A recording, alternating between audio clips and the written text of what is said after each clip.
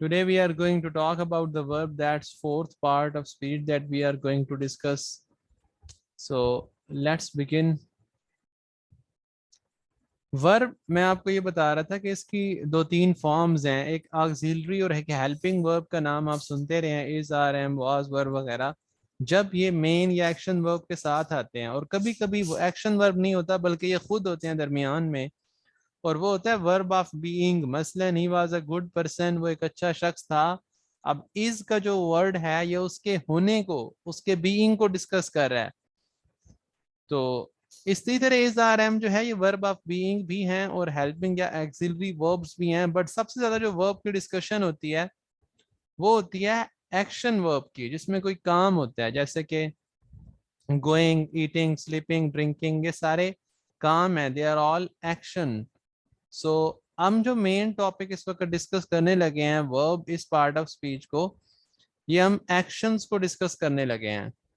So verb is a word used to tell और assert something about some person और thing. So the girl were singing, यहाँ पे were helping verb है या इसे auxiliary भी कहते हैं, और सिंगिंग जो है वो हमारा मेन एक्शन वर्ब है। I have learn my lesson में लर्न जो है ये एक्शन वर्ब है और इसकी थर्ड फॉर्म है। वर्ब से रिलेटेड जो एमसीक्यूज आते हैं फेडरल पब्लिक सर्विस कमीशन के एग्जाम में, नॉर्मली वो दो तरह से होते हैं। एक तो ये होता है कि आपने correct form of verb plus उसका करेक्ट हेल्पिंग वर्ब चूज करना होता है, जो कि क्विज में भी आपको प्रैक्टिस करवाई जाएगी। वकार बेटा आप अपनी सेटिंग्स वगैरह देखिएगा। I think others can see my screen and the screen is quite visible. Yes, other students say that yes, screen is visible. Okay. The watch has been found. Watch मिल गई है, उसका मिलना ये एक्शन है, verb है। अब verb की बहुत सारी डिटेल्स जो एमसीक्यूज में जो जिस पॉइंट ऑफ व्यू से आता है वो चला जाता है हमारे टेंसेस, एक्टिव, पैसिव वॉइस और स्ट्रक्चर, जैसे कंडीशनल सेंटेंस या फिर मॉडल वर्ब्स के टॉपिक में। अभी जो मैंने तीन चार नाम बोले हैं ये हमारे अलग से टॉपिक है जिन पे हमने डिटेल्ड लेक्चर देने और इनका क्विज अलग से होगा। इसलिए अभी वर्ब के दूसरे सेक्शन पे आ जाएं। वर्ब की basic types, transitive, intransitive, plus हम ये स्टडी करेंगे कि वर्ब किस तरह अपने एक्शन के अलावा नाउन की फॉर्म में कैसे आता है। इसमें से भी एमसीक्यूज आ जाते होते हैं, तो इनको भी आज हम देखेंगे। सबसे पहले ट्रांजिटिव और इंट्रांजिटिव वर्ब में क्या फर्क है। देखिए कुछ वर्ब ऐसे होते हैं जिनमें एक्शन को कंप्लीट होने के लिए सब्जेक्ट के साथ साथ ऑब्जेक्ट की भी जरूरत होती है।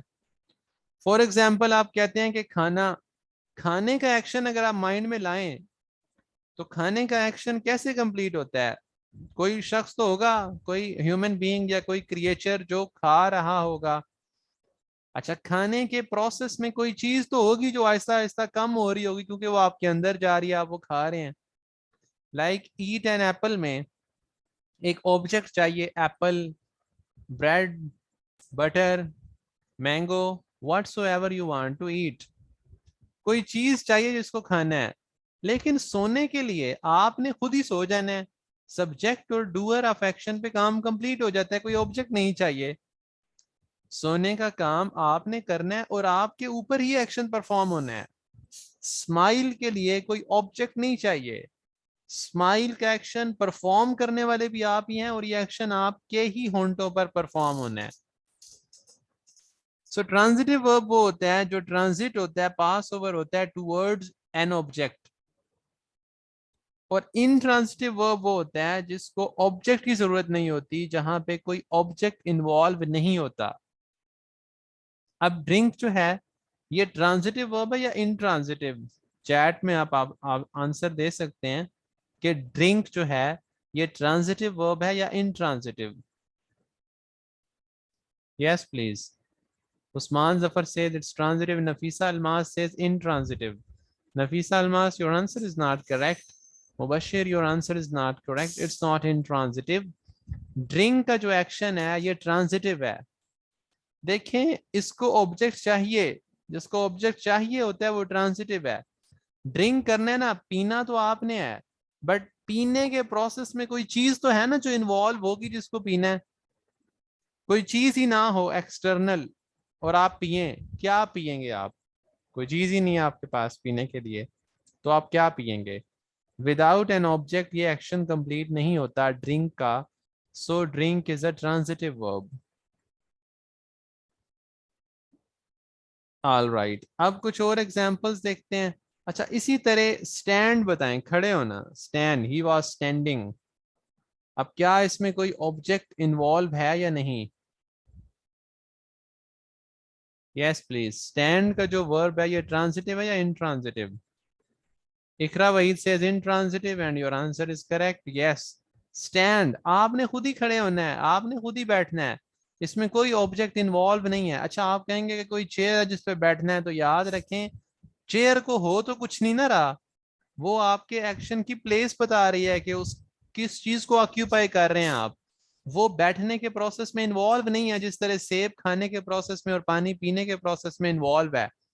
यही गलती आप बचपन में करते थे, जब आप छोटे होते टेंसेस आपको टीचर पढ़ाया करती थी और वो बताती थी कि ही गोज टू स्कूल, वो स्कूल जाता है, ही सब्जेक्ट है, गो वर्ब है, स्कूल ऑब्जेक्ट है। स्कूल ऑब्जेक्ट नहीं है, गो इंट्रांजिटिव वर्ब है, जाना, आपने अपने पाँव उठा के जाने लग जाना है। स्कूल डायरेक्शन है, आपकी मंजिल है जिसकी तरफ जाना है, लेकिन जाने के प्रोसेस में स्कूल इन्वॉल्व नहीं है, स्कूल तो वहीं खड़ा हुआ है। ये एक्शन सिर्फ आप पर ही कंप्लीट होना है, वो तो जस्ट प्लेस है कि आप किधर जा रहे हैं। सो गो इज आल्सो ट्रांजिटिव वर्ब, तो उसमें ही गोज टू स्कूल में स्कूल ऑब्जेक्ट नहीं है। ऑब्जेक्ट ट्रांजिटिव वर्ब का होता है, इन ट्रांजिटिव वर्ब का नहीं होता। ये कॉन्सेप्ट बहुत इंपॉर्टेंट है और ये बड़ी जगहों पे आप पे काम आएगा। एक इंटरेस्टिंग बात यह है कि पैसिव वॉइस भी सिर्फ ट्रांजिटिव वर्ब का होता है, इन ट्रांजिटिव वर्ब का नहीं होता, क्योंकि उसमें ऑब्जेक्ट ही नहीं होता। तो एक्टिव पैसिव वॉइस में भी ये बड़ी कंफ्यूजन है जो आपकी खत्म हो सकती है ट्रांजिटिव इन ट्रांजिटिव वर्ब को समझने के बाद। चलें जी, आगे देखते हैं। नेक्स्ट हमारे पास intransitive verb that denotes an action which does not pass over to an object. The ship sank rapidly, तेजी से बहरी जहाज डूब गया। अब इसके सिंक सैंक डूबना जो काम है ये चीज के अपने ऊपर ही परफॉर्म होता है। अब आप कहेंगे ये समंदर में डूबता है तो समंदर ऑब्जेक्ट है, समंदर ऑब्जेक्ट नहीं है, बल्कि वो प्लेस बता रहा है एक्शन की। सो वो प्लेस को डिस्कस कर रहा है, वो एक प्रेपोजिशनल फ्रेज है या एडवर्बियल फ्रेज है जो कि प्लेस ऑफ एक्शन को शो कर रहे हैं अगर इन ओशन कर दें। लेकिन डूबने के प्रोसेस में समंदर इन्वॉल्व नहीं है इस एक्शन में, यानी समंदर का कुछ नहीं जा रहा डूबने में, कश्ती का ही ये प्रोसेस है डूबना। घंटी का बजना, अब रिंग जो वर्ब है, द बेल रैंग लाउडली, घंटी ऊंची आवाज में बजी। तो इसमें लाउडली एडवर्ब है, लेकिन रिंग जोन सा एक्शन है ये बेल के अपने ऊपर ही परफॉर्म होना है, इसके लिए कोई एक्सटर्नल ऑब्जेक्ट नहीं चाहिए। कि इस तरह खाने के लिए कुछ चीज होनी चाहिए जिसको खाना है तब वो एक्शन होगा। घंटी बजना, घंटी ने खुद ही अपने आप को बजाना है और बजने का काम भी उसी पे होना है, ऑब्जेक्ट नहीं चाहिए, इट्स इंट्रांजिटिव वर्ब। नेक्स्ट बड़ा इंपॉर्टेंट और बड़ा इंटरेस्टिंग टॉपिक है और इसमें स्टूडेंट्स बहुत कंफ्यूज होते हैं क्योंकि एमसीक्यूज की फॉर्म में आता है, अंडरलाइन होता है और आपसे पूछा जाता है कि अंडरलाइन वर्ड क्या है। तो नॉर्मली क्योंकि ये वर्ब की ही डिफरेंट फॉर्म्स हैं तो वो समझते हैं कि ये वर्ब है। तो तीन टॉपिक्स जिन्हें वर्बियल्स भी कहते हैं, उस्मान जफर कहता है कि बेल खुद बजेगी सर, इनका क्वेश्चन है। अच्छा, बेल को बजाने वाला, बेल को बजाने का बटन दबाने वाला बेल के बजने के प्रोसेस में इन्वॉल्व नहीं है। इस तरह तो आप कहेंगे कि जो खाना आपने है आपसे ये काम होना है, लेकिन वहां पे किसी ने रोटी पका के भी तो देनी है तो आपने खानी है। तो रोटी पकाने वाला खाने के प्रोसेस में इन्वॉल्व नहीं है, बटन ऑन करने वाले ने सिर्फ इलेक्ट्रिसिटी प्रोवाइड की है बेल को, वो उसका ऑब्जेक्ट नहीं है दबाने वाला बटन या वो बिजली जिसको उसको, वो टूल हैं, वो इंस्ट्रूमेंट्स हैं जिसके थ्रू एक्शन परफॉर्म होना है। लेकिन बेल ने खुद ही बजना है, बजना ये बेल का एक्शन है। यानी इंग्लिश वर्ब के अंदर आप कहीं भी रिंग देखें तो बेल वहां पे एज अ सब्जेक्ट आएगा सेंटेंस में। द डोर बेल रैंग, दरवाजे की घंटी बजी, something like that. Yes, Usman Zafar, is your query okay now? Have you got your answer?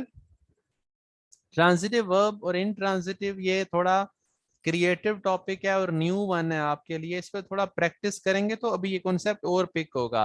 आप में से बहुत सौ के लिए शायद ये कॉन्सेप्ट न्यू हो, और इसको पिक करने के लिए आपको बेस्ट फार्मूला बताता हूँ। कोई भी वर्ब आपके माइंड में आए, ऑक्सफोर्ड स्टैंडर्ड डिक्शनरी में लिखें, वो आपको नीचे ऑप्शंस बताएगी कि जब ये ट्रांजिटिव हो तो इसका मतलब क्या होता है, जब ये इनट्रांजिटिव हो तो इसका मतलब क्या होता है। अब जरा उर्दू में पहले कॉन्सेप्ट पिक करें। जब हम कहते हैं कि बैठना, तो ये इनट्रांजिटिव वर्ब है, ऑब्जेक्ट नहीं चाहिए। जब हम कहते हैं बिठाना, तो ये ट्रांजिटिव हो जाता है, बिठाने में किसी को बिठाना है। इसी तरह सोना, ये इनट्रांजिटिव वर्ब है, लेकिन सुलाना, बच्चे को सुलाना, ये अब देखें ट्रांजिटिव हो गया। कोई है जिसको सुलाना है आपने लोरियां दे के अपने बच्चे को, बेबी को। अच्छा, ये प्रैक्टिस से आपको ये कॉन्सेप्ट्स जो हैं क्लियर होगा, ट्रांजिटिव इन ट्रांजिट। और अगर आपको ये क्लियर हो जाए तो आपका इंग्लिश यूजेज बड़ा रिफाइन हो सकता है, बहुत अच्छे से इंप्रूव हो सकता है।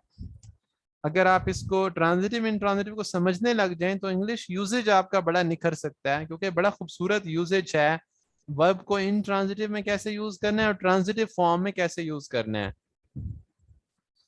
आप किसी भी वर्ब को उठा के तो उसको परख सकते हैं। बाज वर्ब ऐसे होते हैं वो दोनों केसेस में यूज हो सकते हैं, लेकिन विद माइन्यूट चेंजिंग। मजीद इसको रैन एंड मार्टिन बुक से स्टडी कीजिएगा। दूसरी एक दो और बुक्स हैं स्टैंडर्ड, वो भी आपको जल्द ऐप पे अपलोड कर दी जाएंगी, तो वहां से भी आप कंपैरेटिवली स्टडी कर सकते हैं। Usman Zafar says amaze to learn that school is not object. हैरान हो रहे हैं ये जान के कि स्कूल ऑब्जेक्ट नहीं है। बिल्कुल ऐसा ही है, सब स्टूडेंट्स यही कहते हैं, क्योंकि ये वो इंटरेस्टिंग चीज है कि जो हमेशा से स्टूडेंट्स को पढ़ाई जाती है बचपन से कि he goes to school. Go verb है और स्कूल ऑब्जेक्ट है, तो स्कूल ऑब्जेक्ट नहीं है, और इसके पीछे यही फिलॉसफी है कि गो जो एक्शन है ये बेसिकली इनट्रांजिटिव वर्ब है, इसके साथ ऑब्जेक्ट इन्वॉल्व नहीं होता। अच्छा, आगे फिर इंटरेस्टिंग डिटेल है कि आप, yes Hamza Khalil, your answer is correct, school is a complement. आगे ऑब्जेक्ट की टाइप्स हैं, ये हम स्ट्रक्चर्स के टॉपिक जब छेड़ेंगे तो वहां हम फर्स्ट लेक्चर में पार्ट्स ऑफ सेंटेंस को डिस्कस कर लेंगे। एडजेक्टिव क्या है एंड कॉम्प्लीमेंट क्या है and first object and second object, the main object and other object. ये कुछ कॉम्प्लिकेशंस हैं, तो आपको मजीद क्लियर हो जाएगा कि सेंटेंस के स्ट्रक्चरिंग में क्या क्या पार्ट्स होते हैं। Okay, now there is the infinitive. अच्छा, वर्ब की तीन ऐसी फॉर्म्स हैं, तीन ऐसे यूसेजेस हैं जहां पे ये वर्ब नहीं रहता। ऑल दो ये वर्ब से बना होता है, बट इट फंक्शंस डिफरेंटली। कहीं पे ये एज अ नाउन बिहेव करता है, कहीं पे ये एज एन एडजेक्टिव बिहेव करता है। अब ये होती तो उसी वर्ब की एक फॉर्म है, उसी की एक शक्ल है जो हम यूज करते हैं, लेकिन इसके कॉन्सेप्ट को जरा अच्छी तरह समझिएगा। Now look here, the infinitive. अच्छा, आज हम वर्ब के बाद एक और पार्ट ऑफ स्पीच भी पढ़ेंगे, क्योंकि ये बहुत कम हम पढ़ेंगे, इसकी बहुत सी डिटेल्स टेंसेस, एक्टिव पैसिव और मॉडल वर्ब्स में चली जाएंगी, जो हम स्ट्रक्चरिंग की फेज में, सेकंड अपनी फेज जो हमारी इस कोर्स की स्टार्ट होगी उसमें स्टडी करेंगे। फर्स्ट 8 लेक्चर्स में हमने पार्ट्स ऑफ स्पीच कवर करने हैं। इन्हें वर्बियल्स भी बोलते हैं। इनमें पहला है इन्फिनेटिव। इन्फिनेटिव क्या होता है? वर्ब की फर्स्ट फॉर्म या बेस फॉर्म के साथ टू लगा के जब वो किसी कॉन्सेप्ट या आइडिया को शो करे और उसके नाम के तौर पे आए, ना कि एक काम के तौर पे फिक्रे में आए, तो वो इन्फिनेटिव होता है। अब ये सेंटेंस जरा गौर से देखें। पहला, टू एर इज ह्यूमन, गलती करना इंसानी फितरत है। टू लगा और एर। बर्ड्स लव, परिंदे मोहब्बत करते हैं। टू सिंग, अब सिंग वैसे तो काम होता है ना गाना, लेकिन यहाँ पे परिंदे गा नहीं रहे, बल्कि गाने वाले जो आइडिया है, गाने वाला सिंगिंग वाला जो काम है, उससे परिंदे मोहब्बत करते हैं। सिंग से पहले लगा टू। अब ये अंडरलाइन होगा पेपर में और आपने चूज करना होगा, तो स्टूडेंट समटाइम्स सिंग उसको देख के कि तो एक्शन है तो वर्ब पे टिक कर देते हैं, जबकि वहां पे इन्फिनेटिव का ऑप्शन भी गिवन होता है। तो बर्ड्स लव टू सिंग में टू सिंग ये इन्फिनेटिव है, परिंदे मोहब्बत करते हैं किस चीज से? अब लव का ऑब्जेक्ट है टू सिंग, जो इन्फिनेटिव है ये वर्ब की एक ऐसी हालत होती है जब टू लग जाता है तो अब ये नाउन बन जाता है, it functions as a noun. जब ये नाउन बन गया तो ये सेंटेंस में एज अ सब्जेक्ट भी आ सकता है और एज एन ऑब्जेक्ट भी आ सकता है। अब बर्ड्स लव टू सिंग में ये लव वाले वर्ब का ऑब्जेक्ट है to sing. To respect our parents is our duty, अपने वालिदैन का अदब करना हमारा फर्ज है। इसमें टू रेस्पेक्ट अदब करना ये काम हो गया ना, बल्कि एक एक्शन का नाम हो गया, एक आइडिया हो गया। अब ये नहीं कह रहे मोहब्बत अदब करते हैं, अदब किया, वर्ब एक्शन की फॉर्म में नहीं आ रहा ये, बल्कि टू रेस्पेक्ट अदब करना ये नाम बन गया। It functions as a noun, ये वर्ब की एक फॉर्म है जो नाउन के तौर पे फंक्शन करती है जुमले में।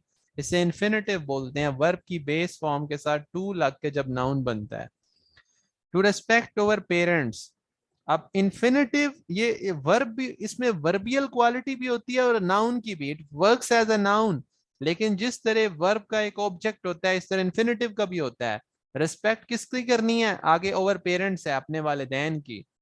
अपने वालिदैन की रिस्पेक्ट करना ये सब्जेक्ट है, आगे इसका प्रेडिकेट है इज ओवर ड्यूटी, हमारा फर्ज है। तो यहाँ पे ये सब्जेक्ट के तौर पे आ रहा है इन्फिनेटिव। ये तीनों टॉपिक इकट्ठे पढ़ रहे हैं, कंफ्यूजन हो सकती है, बट बहुत तवज्जो से पिक कीजिएगा बात को। दूसरा है पार्टिसिपल। पार्टिसिपल जब एक वर्ब वर्ब भी होता है और एडजेक्टिव के तौर पे भी काम करता है, it functions as an adjective, तो इसको पार्टिसिपल कहते हैं। कैसे? We met a girl carrying a basket of flowers, एक लड़की जो उठाए हुए, हमने एक फूलों की टोकरी उठाई हुई लड़की देखी। अब यहाँ पे कैरिंग ये वर्ब है आईएनजी के साथ, पार्टिसिपल आईएनजी फॉर्म के साथ भी होता है, इसे प्रेजेंट पार्टिसिपल बोलते हैं, और थर्ड फॉर्म के साथ भी होता है, उसे पास्ट पार्टिसिपल बोलते हैं। दोनों के एग्जांपल्स यहाँ मैंने ऐड किए हैं। We met a girl carrying, अब यहाँ पे कैरिंग वर्ब नहीं है, although basically it's a verb, but इस सेंटेंस में ये एक एडजेक्टिव के तौर पे फंक्शन कर रहा है। गर्ल का एडजेक्टिव है कि वो लड़की जो उठाए हुए थी, आगे और एग्जांपल्स आएंगी। तो इस तरह वर्ब अपनी आईएनजी फॉर्म में या थर्ड फॉर्म में जब एडजेक्टिव के तौर पे यूज होता है। अब यहाँ पे ये नहीं कह रहे कि वो उठा रही थी या उसने उठाया या वो उठाती है, मैं एज एन एक्शन वर्ब नहीं है, इस जुमले का एक्शन वर्ब तो मेट है, हम मिले एक लड़की से, आगे वो उसकी क्वालिटी है कि वो उसने जो टोकरी उठाई हुई थी वो वही लड़की। नेक्स्ट सेंटेंस में देखें, इट्स अ स्ट्राइकिंग फैक्ट, ये एक स्ट्राइकिंग फैक्ट है, हकीकत है। अब यहाँ पे स्ट्राइक के साथ आईएनजी लगा और साथ में फैक्ट लगा, तो ये स्ट्राइकिंग आईएनजी फॉर्म के साथ फैक्ट का एडजेक्टिव बन रहा है। I heard a shocking news, I was shocked नहीं है कि मैं शॉक हो गया, बल्कि शॉकिंग न्यूज। इसी तरह अब बर्निंग डेक, एक जलता हुआ डेक, तो वहां पे बर्न वाले वर्ब आईएनजी फॉर्म में एडजेक्टिव के तौर पे यूज हुआ डेक के लिए। इसी तरह क्राइंग बेबी, एक शोर मचाता हुआ बेबी, तो क्राइंग आईएनजी फॉर्म के साथ एज एन एडजेक्टिव यूज हुआ सेंटेंस में।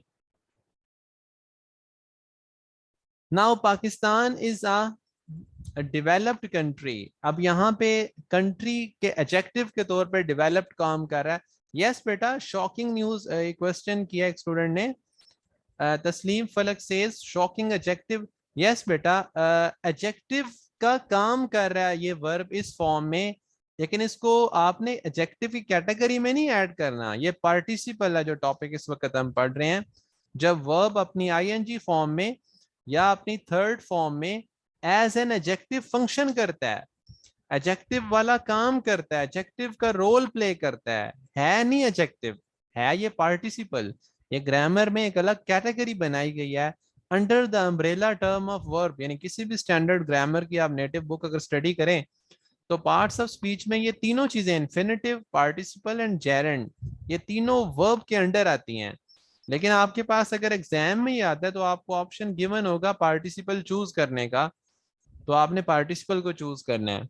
Pakistan is a developed country, इसमें कौन सा वर्ड पार्टिसिपल है? Yes please. Developed, yes. अब ये डेवलप वर्ब है, जैसे पाकिस्तान इज डेवलपिंग और वी आर डेवलपिंग नाउ, हम तरक्की कर रहे हैं किसी चीज में। तो डेवलप वर्ब था, उसकी थर्ड फॉर्म के साथ ये एडजेक्टिव के तौर पे यूज हुआ कंट्री के लिए। एडजेक्टिव का काम कर रहा है, एडजेक्टिव का रोल प्ले कर रहा है। So this is also a participle. अगर ये थर्ड फॉर्म के साथ पार्टिसिपल बन के आए तो ये पास्ट पार्टिसिपल, और अगर आईएनजी के साथ आए तो प्रेजेंट पार्टिसिपल। वर्ब के टॉपिक में हम इस वक्त आज जो लास्ट चीज स्टडी करेंगे वो है जेरेंड। जेरेंड क्या चीज है? ये वर्ब की आईएनजी फॉर्म जब एज अ नाउन यूज होती है, चाहे सेंटेंस में सब्जेक्ट के तौर पे आए या ऑब्जेक्ट के तौर पे आए, तो ये जेरेंड होती है। इसमें सेकंड सेंटेंस ये यहाँ पे रॉन्गली गिवन है, सिर्फ फर्स्ट सेंटेंस को देखिएगा। Smoking is a bad habit. अब वो ये नहीं कह रहे ही वाज स्मोकिंग, यहाँ पे स्मोकिंग वर्ब नहीं है, यहाँ पे वर्ब की एक ऐसी टाइप है दैट इज कॉल्ड जेरेंड। तो स्पेसिफिकली आपने जेरेंड पे क्लिक करना है। तो स्मोकिंग एक बुरी आदत है, यहाँ पे आईएनजी वर्ब के साथ लगा। इसी तरह आई लव स्विमिंग, मुझे स्विमिंग अच्छी लगती है, तो लव का ऑब्जेक्ट जो बना स्विमिंग, यहाँ पे ये लास्ट में चला गया आईएनजी के साथ। स्विम एक वर्ब है, उसकी ING form as a noun इस सेंटेंस में यूज हो रही है, दैट इज कॉल्ड जेरेंड।